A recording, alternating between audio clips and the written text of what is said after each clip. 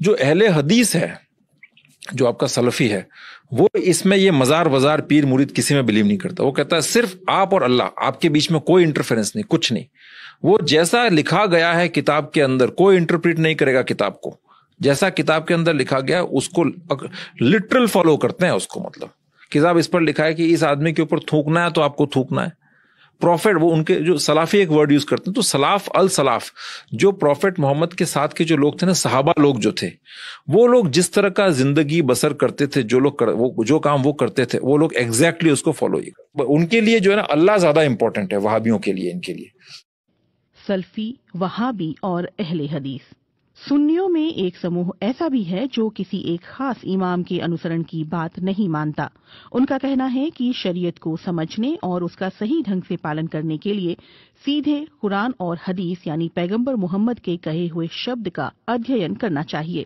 اسی سمودائے کو سلفی اور اہل حدیث اور وہابی آدی کے نام سے جانا جاتا ہے. یہ سمپردائے 4 اماموں کے گیان، ان کے شودھ ادھین اور ان کے ساہتیہ کی قدر کرتا ہے. لیکن اس کا کہنا ہے کہ ان اماموں میں سے کسی ایک کا انوسرن انیواریہ نہیں ہے. ان کی جو باتیں قرآن اور حدیث کے انوسار ہیں اس پر عمل تو صحیح ہے، لیکن کسی بھی وواداسپد چیز میں انتم فیصلہ قرآن اور حدیث کا ماننا چاہیے. بلکہ بعض میں آپ سے کہوں کہ اہل حدیث کے عالم ہمارے پاس آئے، تقریر کر کے گئے، اس میں شیعہ نے بھی تقریر کی، باقی مسالک نے بھی کی، لیکن مدح اہل بیت میں جو گہری باتیں اور جو بڑی باتیں اہل حدیث کے عالم نے کی وہ کسی اور نے نہیں کی. اور میں خود حیران. مولانا صاحب، اہل حدیث کی تعداد ہمارے شہر میں بڑھ رہی ہے، اس کی کیا وجہ ہے؟ اس کی پہلی وجہ یہ ہے کہ ہم بے دلیل بات کرتے ہیں، وہ دلیل کے ساتھ بات کرتے ہیں. پہلی وجہ. ہمارے یہاں مدارس میں ہم کو فقہ پڑھائی جاتی ہے اور حدیث سے دلیل نہیں دی جاتی ہے. یہ بنیادی وجہ ہے. سر، اہل حدیث جس طرح نبی الاسلام کو مانتے ہیں نا، اس طرح اور کوئی نہیں مانتا. کیونکہ آپ لوگوں نے تو لوگوں کے بنائے ہوئے امام بنائے ہوئے ہیں. اہل حدیث نے اس کو امام مانا ہوا ہے جس کو اللہ نے امام بنایا ہے. ما ضل صاحبکم وما غوی. اہل حدیث کی آپ کے بزرگوں سے کوئی دشمنی نہیں ہے. وہ جو کچھ کہتے ہیں نبی الاسلام کی محبت میں کہتے ہیں. آپ ذرا ان کے قریب ہوں، آپ کو پتہ چلے گا کہ اہل حدیث نے نبی الاسلام کو صحیح مانا ہے. باقی تو صرف نام کے ہی مان رہے ہیں. ٹھیک ہو گیا. اس دور میں کتاب و سنت کا اور قرآن و حدیث کا سچا محافظ اگر کوئی ہے تو اے اہل حدیثوں وہ تم ہو. کعبے کے رب کی قسم، کتاب و سنت کے سچے علمبردار اگر کوئی ہے تو وہ تم ہو. نبی اکرم کی دعوت کے سچے محافظ اگر کوئی ہو تو تم ہو. اللہ کی کتاب کو، شریعت محمد کو اپنی اصلی شکل میں اگر کسی نے باقی رکھا ہے تو اہل حدیثوں وہ تم ہو. سارے لوگوں نے آمیزش ملاوٹ شروع کر دی.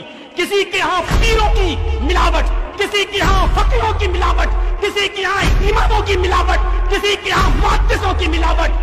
اگر فقیروں، اماموں، محدثوں، پیروں اور ولیوں کی ملاوٹ سے رب کا دیا ہوا سچا اسلام، شریعت محمدی کا سچا پاسدار اور خالص اسلام اگر کسی کے پاس ہے تو اے اہل حدیثوں تمہارے پاس ہے. تم اس کی حفاظت کرو، تم اس کی رکھوالی کرو. انشاءاللہ قیامت کی صبح تک کوئی تمہارا کچھ نہیں بگاڑ سکتا.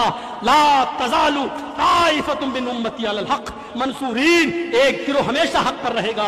لا یضرهم من خالفهم. کوئی بھی مخالف قیامت کی صبح تک ان کا کوئی کچھ نہیں کر سکتا. کہ میری امت کا ایک گروہ ہمیشہ حق کے اوپر رہے گا. ایک گروہ، لا تزال طائفۃ، ایک گروہ میری امت کا ہمیشہ حق کے اوپر رہے گا. اسے رسوا کرنے والے قطعاً اس کو تکلیف نہیں پہنچا سکتے یہاں تک کہ قیامت آ جائے.